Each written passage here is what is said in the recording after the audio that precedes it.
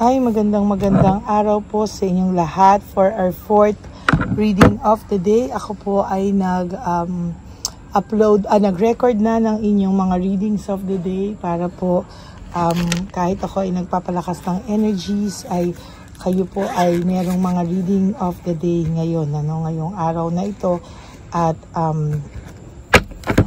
tingnan naman po natin kung ano po ang makikita natin sa ating reading of the day ngayon. Dito ko na lang po siya babalasahin sa gilid ko, para po hindi ma-istorbo ang inyong view, dito sa probinsya. Talaga pong dito sa probinsya kung saan ay tahimik at ang Mother Nature ay tayo ay nagpapalakas ng energies, kaya maraming salamat po sa inyong lahat. Okay. Tingnan po natin. Dito Yan. Ako po ay nagbabalasa lamang. Ayan po, naririnig niyo po ang ating baraha. Ayoko lang po na magulo po, Sana po ay nandito din kayo, Nakikita niyo po ang katahimikan dito sa probinsya, Kung saan ay maraming energies, iba-ibang klase ang energies, Pero talaga pong marerelax po kayo dito kahit minsan may mga panandali ang kakaibang energy, ay talaga pong masasabi ko na lumalakas po ang ating energy. Okay, pipili na po ako ng 20 cards. Yan po, pipili po ako ng 20 cards, 1, 2, 3, 4, 5, 6, 7, 8, 9, 10, 11, 12, 13, 14, 15, 16, 17, 18, 19, and 20.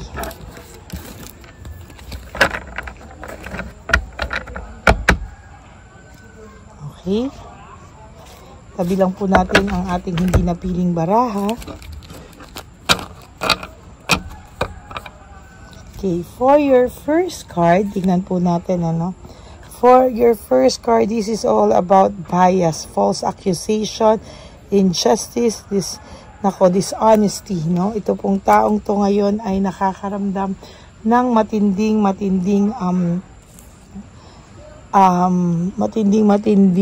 kaba, dahil po sa lahat po ng kanyang ginawang false accusation sa iyo, naging dishonest po siya sa iyo, pero siya pa din po ang nakikita natin dito na siya pa rin po yung naging dishonest sa iyo, siya pa ang nagbigay sa iyo ng false accusation, kaya yan po ay dala-dala niya po sa kanyang sarili, kaya po siya ay na-stuck sa isang sitwasyon na hindi niya po gusto, Marami po siyang mga hindi gustong nangyayari sa buhay niya. Sa totoo lang, gusto niya pong umalis, gusto niya pong mag-isip-isip, gusto niya pong mag-reflect. Pero ito pong taong to ngayon ay talagang may nararamdamang frustration, defensive po ito, kaya ngayon siya ay masyadong anxious. Disaster po ang nangyayari sa buhay niya. And marami pong delays, Wala po akong nakikita na kahit ano pa man po dito ay magkakaroon po siya ng lakas ng loob, Sa totoo lang po, itong tao pong ito ay nakakaramdam ng matinding frustration sa ngayon, Very anxious, panay disaster po ang nangyayari sa kanyang buhay,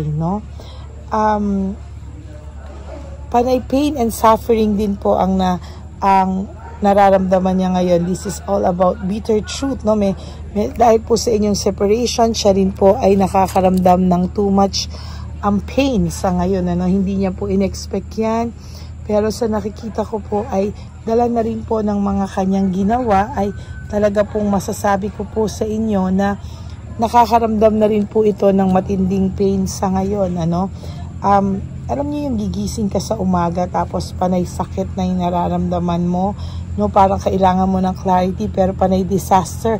Ayan, no, disaster ang nangyayari sa kanya, self-destruction, chaos. Siya na po ang gumagawa ng sarili niyang ikakasakit, no. Ang masakit dito, kung sino po yung ganyan, siya pa po yung nakakaramdam ng too much pain, ano. At talagang yan po ang nakikita ko, at mahihirapan po talaga siya, no. So nakikita ko din po dito ay meron po siyang maraming unrealistic na pinapakita siya sa inyo na hindi totoo, no. Sa totoo lang, panay sadness po ang nararamdaman nito. Pero yung mga pinapakita niya is very unrealistic, hindi po totoo, wala pong katotohanan, at yan po yung nakikita ko, no. Ang panay pagpe-pretend lang po ang kanyang alam, no. Sa totoo lang po, itong taong to ay ang dami niya pong conflict of interest sa mga tao ngayon sa paligid niya. Hindi po siya very happy, wala po siyang nararamdaman na happiness sa kanyang puso sa ngayon, ano. Very distracted po ang taong ito, at talagang lack of courage, wala po siyang courage na nararamdaman. Unreliable po itong taong to, at ang katigasan niya po ng ulo ang nagbibigay sa kanya ng sakit din sa kanyang ulo, no. Yan po ang sinasabi ko, at talagang feeling mo po sa taong to ay naging demonyo, evil-minded, no, o ang pag-iisip niya parang napakasama na nung inyo pong mga huling araw, no, or itong mga huling araw o yung mga huling araw nyo bago kayo maghiwalay. Yan po ang nakikita ko talaga, no. Ang dami pong unfulfilled hopes, disappointment ang taong ito, na akala niya po nung wala ka ay sasaya na siya, yun pala po ay hindi, no. Lalo pa po siyang nakaramdam ng sakit, ng pains, at yan po ay matindi, no. Dahil po sa kanyang selfishness, greediness, at lahat ng mistakes, yan po ang nagbigay sa kanya ng sakit ng dibdib, no. Masakit po yung siya pa mismo ang nagbigay sa kanya ng mga ganitong pains na nararamdaman niya. There is this also insecurity, poverty, loss of money, harshness, no, and lack of resources. Sabi ko po sa inyo, ang taong ito ngayon ay punong-puno ng karma, no. Pero kung kala mo siya ay masaya, hindi po talaga, no. Wala po talaga ako nakikita na masaya siya. All about unrealistic situation ang ipinapakita niya po sa iyo. Right at this very moment, ang dami niya pa nga pong kaaway, oh. There is conflict, arguments, no, tension, no, sa inyong rivalry or competition. For those of you na may mga third party pa po, yan po ang nakikita ko, no. Panay tension po siya at argumento, no. Undecided pa rin po ang taong to sa mga bagay-bagay sa buhay niya. Very, very moody, no. At talagang sa nakikita ko po ay very moody siya. Nakaka-suffocate po ang mga bagay na nangyayari sa kanya ngayon, ano. And yung tao pong nakuha nito ay nagger, no. It's either kahit babae o lalaki pa ang third party nyo, mas madaldal pa po talaga sa lahat ng madaldal ang taong ito, no. There is this competition, ano. Talagang defensive po ang taong ito ngayon, ano. Lahat po ng challenges, struggles ay kanyang nararanasan sa mga oras na to, no. Hindi man po ito talaga pong nasasaktan din po siya sa mga nangyayari ngayon, no. And there is this lack of control, no. Wala po siyang control sa mga bagay na nangyayari ngayon sa kanyang buhay.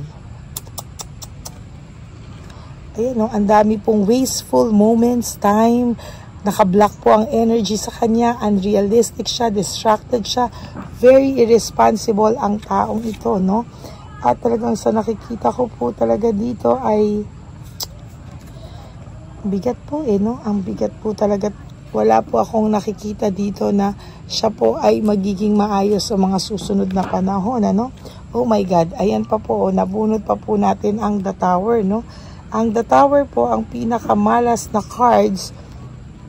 Yan, no? Pinakamalas na cards po yan sa ating tarot cards, no. Kung nakikita niyo po, ang taong ito po ay talagang may matindi pong dinadanas, no. At talagang sabi ko po sa inyo, there will come a time na kayo mismo sa sarili nyo ay makikita nyo po ang failure na nangyayari sa kanya ngayon, no? Failure po o lack of fulfillment, unfinished, emptiness, no? Talagang missed opportunities. Lahat po yan ay nararamdaman niya po sa ngayon, ano? Oh my God. Ito po, for your last card, this is about stress, restlessness, no? Na-stuck po siya at talagang exhausted po siya sa mga bagay-bagay. Yan po ang nakikita ko para po sa inyong fourth reading of the day. I hope na kayo po ay naka-resonate, and if you do, can you please give me a like and comment down below para naman po alam ko kung ano po ang inyong mga nasa emosyon, no? Sana po naririnig niyo po yung kumpas dito ng dagat, no? Yung kumpas ng tubig kung saan po ay talagang napakaganda po ng nakikita ko na dito, no, nakaka-relax po, at sabi ko nga po sa inyo, sana nga po ay kasama ko kayo dito, no? And sa lahat po sa inyo, no, na talaga naman po na nakikinig, no, sana po wag niyo papalagpasin yung mga past videos natin bago po kayo tumalon sa first, second, third, and fourth reading today. Sana naman po ay naramdaman niyo po at nakita niyo na po kung ano man po yung ating kung ano man po dito yung ating mga past episodes, no, para sana po ay mapanood nyo muna po yan, at saka po tayo tatalo, no, sa mga episodes or videos na very recent po, no. Kaya sana po ay wag nyong palagpasin ang mga yan, ano, at sana po ay talagang mas maganda po kasi talaga, no, kapag nasubaybayan nyo po lahat. Okay? And paki-give me po ng like and comment down below. Gusto ko pong maramdaman ang inyong mga emotions dito. And for those of you din po na nakaka-relate po dito sa ating mga videos, no, gusto ko pong sabihin sa inyo na kung gusto niyo pong siguraduhin kung ito po ay sa inyo, if you want to have a private reading with me, you can message me po at Ladyly Elena. That's Ladyly Elena. Nasa dulo po yan ng ating video. Diyan nyo lang po ako pwedeng makontak. That is my only official and legit FB account. Yan po ang Ladyly Elena, no? Meron din po tayo mga stalkers at mga scammers and hackers na ginagaya po ang Lady Elena. Kaya kayo po ay mag-ingat, no? Tingnan nyo po mabuti ang mga nasa dulo na ating videos. Malalaman nyo po kung ano ang fake at sino po ang totoong account ng Lady Elena. Okay? Para naman po sa aking mga ever loyal, solid, and faithful na Lady Elena family, I love you all from the bottom of my heart. Mahal na mahal ko po kayong lahat. At lagi nyo lang pong tatandaan na kailangan po tayo, we wake up each day, we do 3 things that will make us happy for today. Prioritize yourself, forgive yourself, patawarin nyo po ang inyong mga sarili, no? At talaga pong yan lang po ang masasabi ko, kailangan forgive and be grateful, at yan po ang ating tandaan, no? Always choose to love yourself, because self-love is still the best love of all. Maraming salamat po sa inyong lahat, and always remember that life is so short. Don't make it shorter by stressing yourself from all the pains and heartaches na binigay sa inyo ng kahapon. Just surrender everything to the divine universe and just let go and let God write your life and love story. I will be back for another set of reading bukas.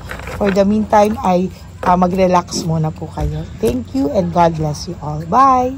May update po, may nagpanggap pong subscriber natin na siya po ay magpapahula sa fake na Lady Elena, kaya ayan, hinihingan po siya ng $80 at ang cell po niya ay nabigay at nakuha. Ang pangalan niya po sa cell ay Julian Albert, no?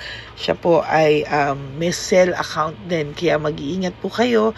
Ayan po, no, kung sino man po yung scammer na Julian Albert na yan, no, iinsensuhan po natin yan para siya po ay makonsensya. Kung wala man po siyang konsensya, at least po bumalik sa kanya lahat po ng kanyang ginagawa, at maling-mali po yan, ano. Basahin niyo po lahat yan, makikita niyo po, ayan po ang cell number niya at Julian Albert na yan, ano, para po talagang mai-report din po natin yan na siya ay gumagamit ng cell account na Julian Albert.